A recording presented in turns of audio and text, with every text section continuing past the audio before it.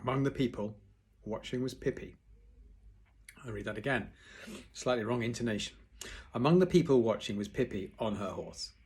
She looked at the fire engine with interest and was thinking about buying one for herself.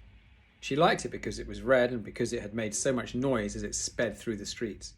Then she looked at the crackling fire and she liked the way the sparks dropped all around her. Eventually she noticed the little boys at the attic window. To her surprise, they didn't seem to be finding the fire especially exciting. She couldn't understand that at all until she asked the people around her, "Why are the boys screaming?" At first, she heard only sobs in reply. But then a rather large gentleman said to her, "Well, why did you think? Don't you think you'd be screaming too if you were trapped up there and couldn't get down?" "I never scream," said Pippi, "but if they want to get down, why isn't anyone helping them?" "Because they can't, of course," said the fat gent. Pippi thought about that for a while. "Can someone fetch a long rope?" she asked.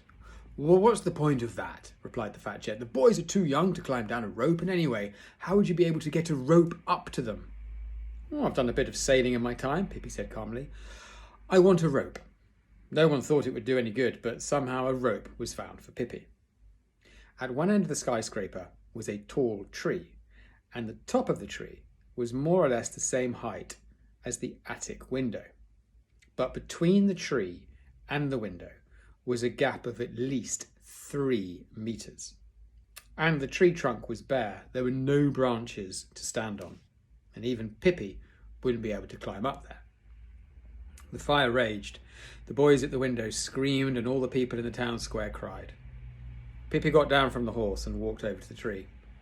Then she took the rope and tied it round Mr. Nilsson's tail.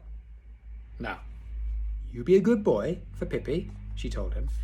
She put him on the tree trunk and gave him a little push. He knew very well what he had to do, and he climbed obediently up the tree. For a little monkey, it wasn't hard to do. Everyone in the square held their breath and watched Mr. Nilsson. Soon he reached the top of the tree, and there he sat on a branch, looking down at Pippi. She beckoned to him to come down again. He did, but this time on the other side of the branch, so that when Mr. Nilsson reached the ground again, the rope was looped over the branch and was now hanging double with both ends on the ground. "You know, Mr. Nilsson, you are so wise. You could be a professor any time you like," said Pippi, and she untied the knot that was holding the end of the rope to Mr. Nilsson's tail. Close by was a building that was being repaired. Pippi ran over and found a long plank. She put it under her arm, ran back to the tree, grabbed hold of the rope with her free hand, and put her feet against the tree trunk. Swiftly and nimbly, she climbed the trunk, and everyone stopped crying for utter amazement. When she reached the top, she rested the plank on a thick branch. Carefully, she pushed one end towards the attic. And there it lay, like a bridge between the tree and the window. The people watching down below stood in absolute silence. They couldn't speak because they were so tense. Pippi stepped out onto the plank. She smiled kindly at both the boys in the window. "You look very sad," she said. "Have you got a tummy ache?" She ran across the plank and jumped in through the window. "Oh, it feels a bit hot in here," she said. "You won't need to heat the room today, I guarantee you that. And only 4 logs at the very most tomorrow, I would imagine." She picked up a boy under each arm and stepped back onto the plank. "Now you're going to have a bit of fun." At last, she said, "This is almost like walking on a tightrope." And when she reached the middle of the plank, she balanced on one leg, just as she had done at the circus. Then a murmur ran through the crowd in the square below, and when shortly afterwards Pippi lost one shoe, several elderly ladies fainted. But Pippi and the boys reached the other side safe and sound, and everyone applauded so loudly it rang through the dark evening and drowned out the roar of the fire. Pippi hauled up the rope and tied one end firmly to a branch. Then she tied one of the boys to the other end and let him down slowly to his overjoyed mother waiting below. She threw herself over her boy and hugged him with tears in her eyes. But Pippi called out, "Come on, untie the rope. There's another kid up here and he can't fly either." So people helped her undo the knot and set the boy free. Pippi was certainly very good at tying knots. Then she hauled up the rope again, and now it was the other boy's turn to be lowered down. Now only Pippi was left in the tree. She ran out onto the plank and everyone watched her, wondering what she was going to do. Pippi danced up and down on the narrow plank. She waved her arms about so elegantly and sang in a croaky voice, which could just about be heard, by the folk below. "A fire is burning, burning so bright. It's probably scaring my horse. It's burning for you, it's burning for me, and for all of us dancing the waltz." As she sang, she danced more and more wildly, and many people in the square shut their eyes in fear because they thought that she would fall off and plunge to her death. Long flames shot out through the attic window, and in the glow they could see Pippi very clearly. She lifted her arms to the evening sky, and as a shower of sparks rained down over her, she shrieked, "Oh, what a wonderful, wonderful blaze!" And then she leaped onto the rope. "Yippee!" she whooped, and shot to the ground like greased lightning. "3 cheers for Pippi Longstrong!" shouted the fire chief. "Hooray, hooray, hooray!" yelled all the people. But someone yelled it 4 times, and that someone was Pippi. Okay. She is a regular hero, isn't she? Heroine, hero. Okay, final chapter in our book, Pippi Longstocking. I don't think I'm going to finish it today. Probably not. We'll see how we go. Probably not. Okay, this one, final chapter, is called Pippi Celebrates Her Birthday. I can't remember how old she is. Can you remember how old she is? Is she 9? Maybe we'll find out. Get on with it, Mr. Griddle. Just read. Just read. Okay. One day, Tommy and Annika found a letter in their letterbox. To Tommy and Annika, it said on the outside. It's a little bit like when in Winnie the Pooh, the characters in Winnie the Pooh can't spell very well, including Owl, including Christopher Robin, actually. So Tommy and Annika is spelled incorrectly. To Tommy and Annika, it said on the outside, and when they opened it, this is what it said. Tommy and Annika must come to Pippi's birthday party tomorrow afternoon. Dress. Wear what you feel like. This is how it's written.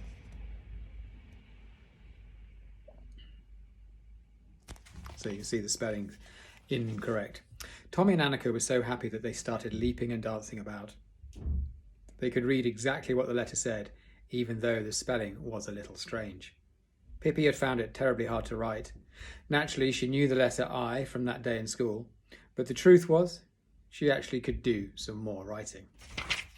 During the time she was sailing the ocean, one of the sailors on her dad's boat used to sit with her on the quarterdeck in the evenings trying to teach her to write. Unfortunately, Pippi wasn't a child who could concentrate for long. All of a sudden, she would say, "Tell you what, Fridolf," that was the sailor's name, "I don't give 2 hoots about this reading lark. I'm off up the mast to see what the weather will be like tomorrow." That's why it wasn't strange that she found writing hard.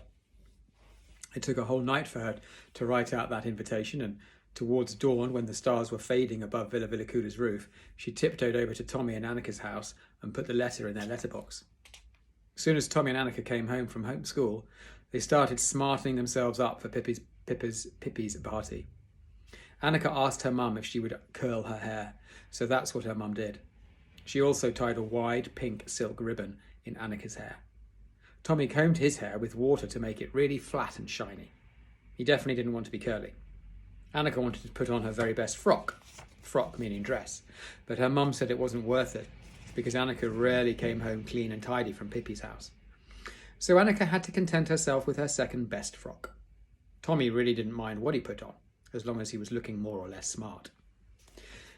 They had a present for Pippi, of course. They'd taken money from their own piggy banks, and on the way home from school, they'd run into the toy shop and bought a really lovely... Well, that will have to be a secret for the time being.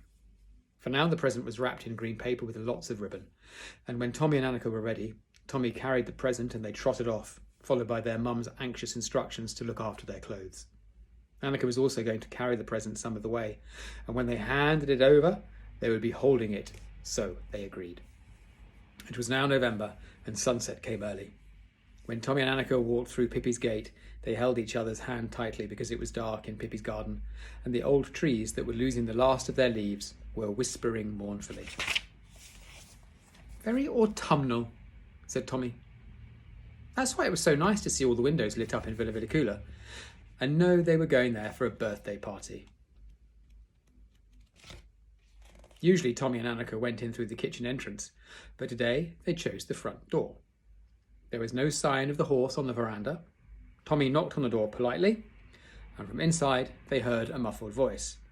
"Who is it, on this dark, dark night, coming to my house? Is it a ghost, or could it be a lonely little mouse?" "No, Pippi, it's us," Annika cried. "Open the door." And Pippi opened the door. "Oh, Pippi, why did you say that about a ghost?"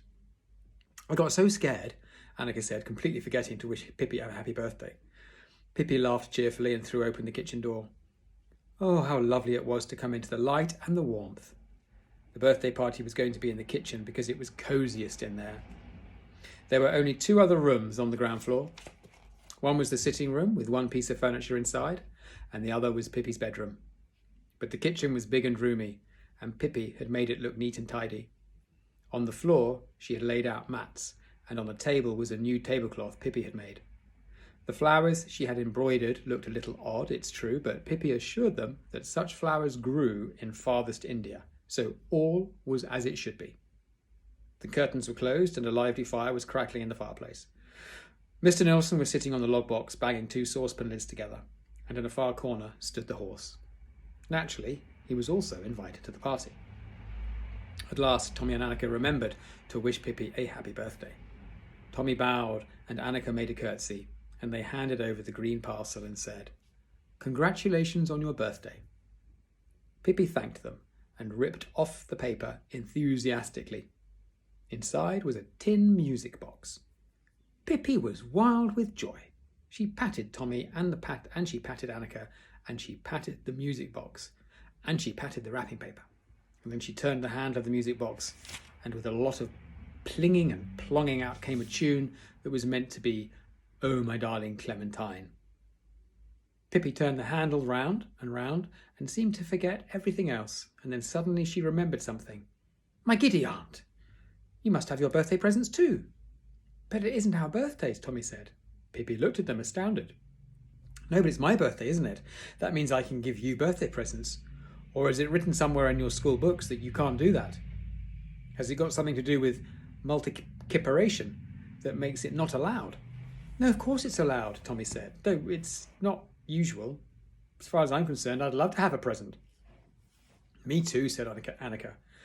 And then Pippi ran into the sitting room and fetched 2 parcels that were standing on the writing bureau. And when Tommy opened his parcel, he found a kind of small ivory flute. And in Annika's parcel was a beautiful brooch in the shape of a butterfly. The butterfly's wings were inset with red, blue, and green jewels. Now that everyone had been given their birthday presents, it was time to eat. There were piles of cakes and biscuits on the table. The biscuits were funny shapes, but Pippi insisted they were the kind people ate in China. Then Pippi poured hot chocolate into mugs and topped it with whipped cream. That does sound good. And they could all sit down.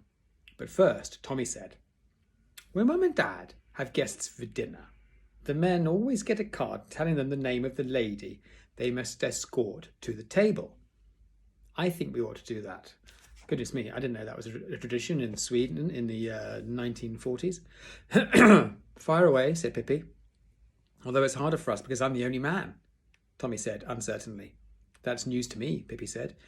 "Do you think Mr. Nilsson is a woman?" No, of course not. Oh, I forgot Mr. Nilsson," said Tommy, and he sat down on the log box and he wrote a card. "Mr. Settergren has the pleasure of escorting Miss Longstocking." "Mr. Settergren, that's me," he said proudly, as he showed Pippi the card, and then he wrote the next card. "Mr. Nilsson has the pleasure of escorting Miss Settergren." "Well, the horse must have a card as well," said Pippi firmly, "even if he isn't sitting at the table." So on Pippi's instructions, Tommy wrote the following. "The horse has the pleasure of staying in the corner where he will be served biscuits and sugar." Pippi held the card under the horse's nose and said, "Read this and tell me what you think." Okay, I'm going to stop there, but we're going to have part 3 because we are nearly at the end. So we will finish it today.